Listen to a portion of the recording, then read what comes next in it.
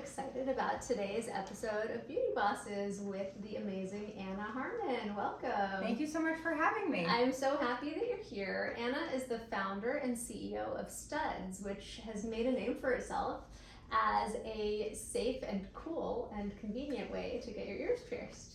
Yes, so we started Studs in 2019. We are all ear piercings and all earrings. We only pierce ears, we only sell earrings. And we have over 30 stores now across the country. Okay, amazing. So you started out as an attorney. How did you get from the law to the ear piercing? So, it's funny, if you'd asked my mom when I started out as a lawyer, I think she would have been horrified. But I graduated from law school. I knew I wanted to practice for at least a few years. I started, it was wildly boring. And I was like, okay, I can't continue to do this. So I ended up going to work in finance for a few years. And then I worked at a series of consumer startups in New York, mostly in the consumer services space, while I was thinking about starting my own company. And then totally randomly, I went to go get another piercing, had a really weird experience, and wondered why something like Studs didn't exist. And so I made it. What was your weird experience? I went to a very fancy place downtown, she who shall not be named, and I walked in. They were going to make me wait 2 hours. They didn't take appointments. I probably would have spent $750 or $1,000 on one piercing. I left. I went to a tattoo parlor. I was 34 in a tattoo parlor and was sort of like, where am I? What am I doing here? I got my ear pierced. It was done healthily and safely with a needle. The jewelry was horrible. It was still expensive. And I was sort of like, what happens to me when you grow out of clairs? Where do you go? And the answer for most people is the tattoo parlor. And many people don't want to go to the tattoo parlor. And so we created Studs to fill that hole in the market. Okay, and so what was it like with your first Studs location? Did you self-fund that? Did you raise money? We raised venture capital money on the concept, the idea. And we launched the first store about 6 months after having raised the money. And it was just an immediate success, which was amazing. We had lines, there were celebrities at the store. And so we had proven to ourselves that we had made something that people really wanted. That's really cool. Yeah. And how does the model of Studs work? Can you tell us a little bit about what is the user experience? Like, let's say you see a Studs and you think, let me get my ears pierced. What happens next? Yeah, so I think the first thing that we really wanted to do was we were very focused on this idea that nobody gets ear piercings to have holes in their ears. You get ear piercings to wear earrings. But at tattoo parlors, where most people, if you're post 18, are getting your piercings done, you obviously can't buy earrings. And so for us, the first thing was about really combining those experiences. You can get your ears pierced, you can buy earrings to fill their holes once they're healed. Secondly, we wanted to design the studios in a way that felt some combination of like chic Medi Spa and a Glossier store. So lots of places to take user-generated content, so pictures of yourselves and selfies, and a place that felt like it was really healthy and safe and the kind of environment in which you wanted to get a hole put into your body. Yeah.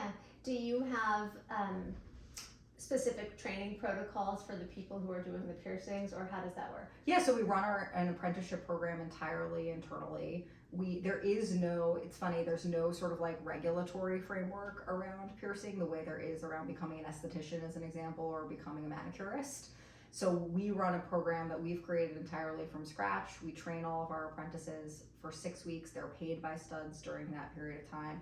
We typically are hiring now either from our front of house folks, so people who come and work in our retail stores as sales associates or supervisors, or hiring medical assistants or phlebotomists because they're very familiar with needles. But we do all of the training internally, and we're very invested in that program, which is run by 4 educators that have been former piercers at Studs that now run an education team. What have you noticed about trends in earwear and ear jewelry?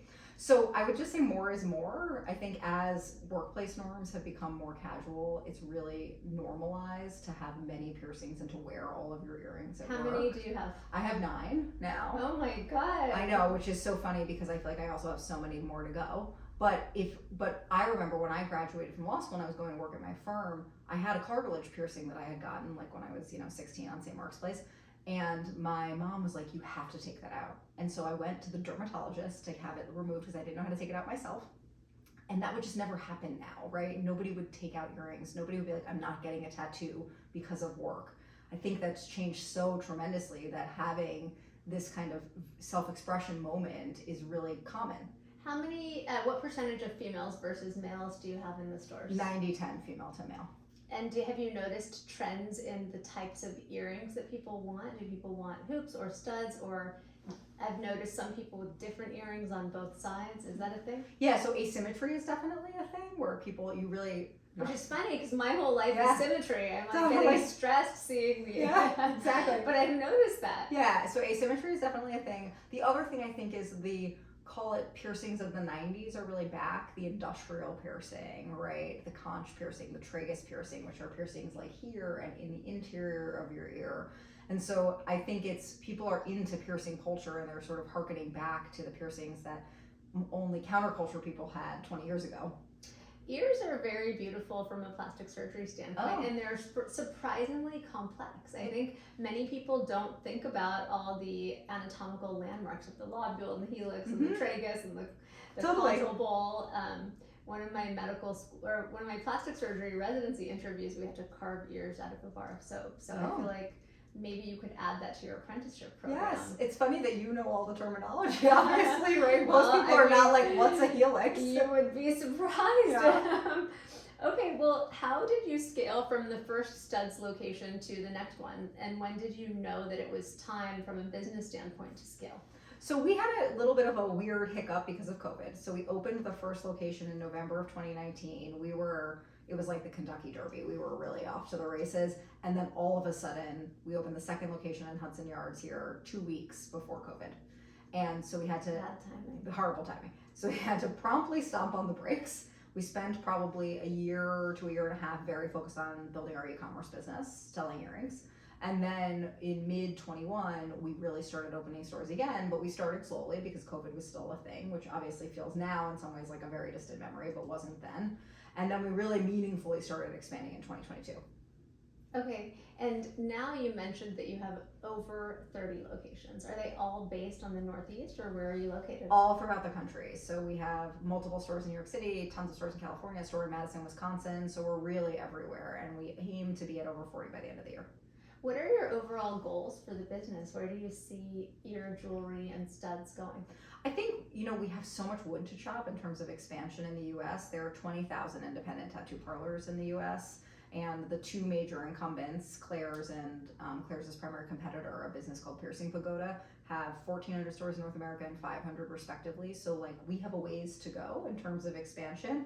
I'd love to do Studs International. I think that would be amazing as well. In terms of where I would say the business is going, we made a thing that people really want. We're going to bring it to more places. What's the age group of people who go to studs? 18 to 35 is our core demographic, but we pierce as young as 13, and we've had 90 plus year olds in the stores getting pierced, which is amazing. That's really amazing. Do you have any kind of thoughts or pearls on how people should think about ear jewelry or sort of classic pieces or self-expression? One thing I think is really interesting is sometimes, unlike tattoos, piercings are obviously removable. So you can go through phases of wearing all of your earrings or wearing nothing, and nobody really will know that you've had all of the piercings. So I love that in a certain way, because you see people like Kylie Jenner who have tons of piercings, who've basically gone through periods of time where they very publicly are like, I'm wearing none of my piercings now, and then 2 years later are like, I've reopened all of my piercings and I'm wearing a full ear. And so I like that about piercings, because unlike tattoos, you really sort of can check in or check out. Are they trying to get the holes to re-epithelialize and close? No, what's funny is they're not trying to do that. They're just taking them out, and then in practice, if they're not that healed, they will do that, right? And so you have to reopen. Yeah, that's so fascinating and interesting.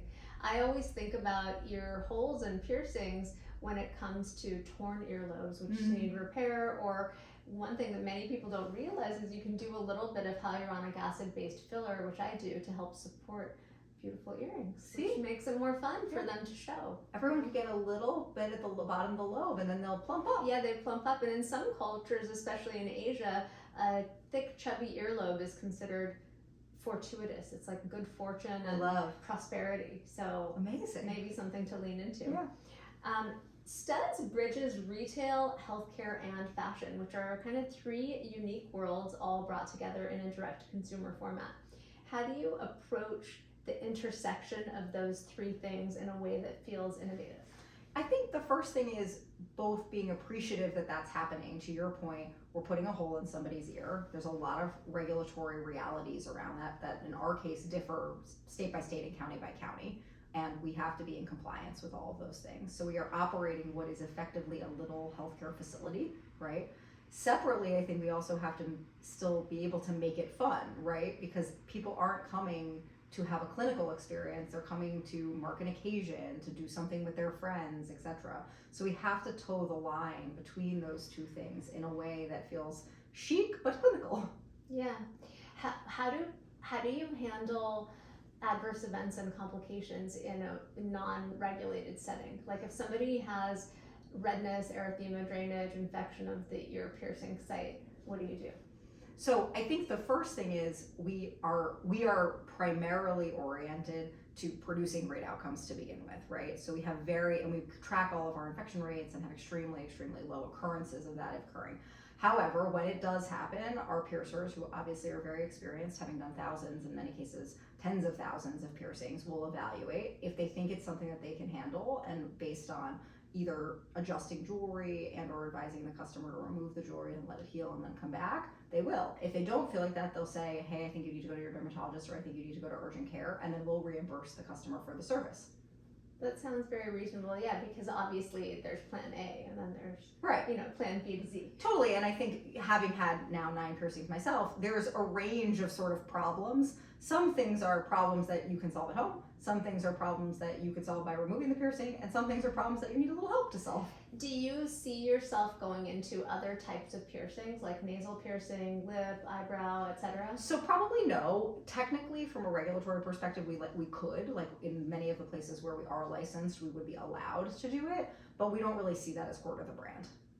What do you think the kind of next big thing in ear jewelry is going to be? Where do you see it going?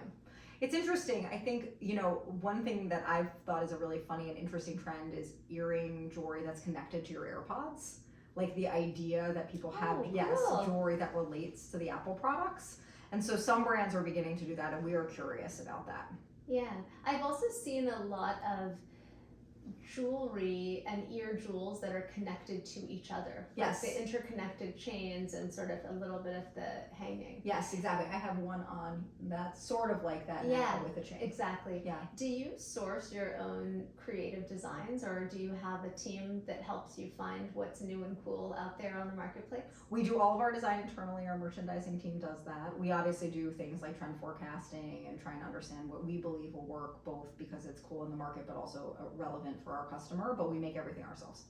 Do you have any dream collaborations as a brand? Like, who is going to be so cool for you to work with? Well, we just launched a big collab with Van Leeuwen, which was really fun. We have another food-related collab likely coming out later this year. In terms of if I had anyone that I could collab with right now, I think there are probably some very large-scale streetwear brands that we would be interested in, like the Supremes of the world. Is that really going to happen? We'll see. Would you ever consider high jewelry as like a little moment or pop-up? So we just did a collab with Stephanie Gottlieb, which was really fun, and she designed a lower price point from her typical line of piercing jewelry that we sold. I'm actually wearing one of the pieces now. So we're definitely interested in that market and would love to collaborate with more elevated jewelry designers. Studs is a very mass brand, right? And we aren't selling many gemstones, we have some. So we love those types of collaborations. Do you think we're in an era where self-identity and expression is becoming more important? Because not just with earrings, but with clothing, personality, hairstyle, heel height, we're seeing so much more individual variance and less of a cookie cutter idea. And I'm seeing this in my work as a plastic surgeon, where people don't just want an Instagram face, they want to niche into their own personality. Oh, that's interesting. Do you think that this is happening a little bit in our world and contributing to what you're doing with earwear? It's funny, I actually would say sort of the opposite. I think there's probably a lot of interest in that, meaning the feeling of like, I am a unique snowflake and I am going to have my unique snowflake things. Yeah. But in fact, you are quite similar to the snowflake next to you, right? And so I think that's one of the things that's interesting about our business, which is we are obviously facilitating self-expression, but the idea that my 9 piercings are really different than the next person's 9 piercings, no, we're all just think that having many piercings is cool and we're doing it. So we're all sort of sheep that look a little different from one another, you know? Yeah, different cousins in Yes, the same exactly. broader shaped family. Exactly.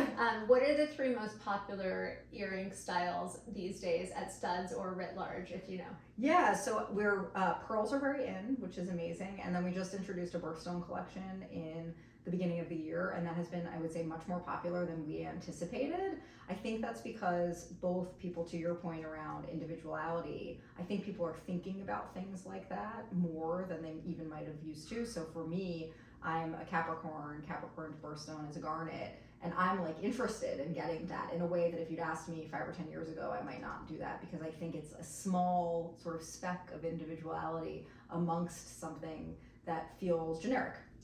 Is your goal to continue to be personally running Studs, or are you growing the business for the purpose of an exit? Look, we'd love to sell the business, I think, in the future, so that is very much on our minds. In terms of today, I love running the business. We have now a very well-developed executive team who helps me do it, which is great. So it's not like it was in the early days where we were basically alone. And so I love it for now, and I think were we to exit, we'd have to see what happens. That's amazing. My last question Please. for you is, what advice do you have to anyone listening who is interested in entrepreneurship and wants to create a cool business like Studs? My first piece of advice would be, I think you have to believe that the thing you're making is necessary in the world. I think so many people today want to become entrepreneurs because it sort of looks cool to be an entrepreneur, and they're like, but I could start a company too, and then they sort of concoct an idea in a lab. For me, I really had an experience where I was like, this was weird, and I don't think this is the way that this should work, and that's why Studs works, right? Because it was a thing that I identified as a customer needing to exist. My main advice would be, don't make something that nobody wants. You have to know that somebody's going to want it, and you have to really understand and test your way into that to be sure that that's true. How many people do you take care of at an average single Studs location in one day? In one day. We can do 30 to 40 appointments in a typical studio where we have 2 rooms. If we have 3 rooms, we could do 40 to 60 appointments in a day. Some studios obviously have differing foot traffic, so it depends on what studio you're in. Amazing. And that is all our questions Amazing. for today. But Great. thank you so much for being here. Great. And Thank you. sharing all about your story. I appreciate it. Thanks.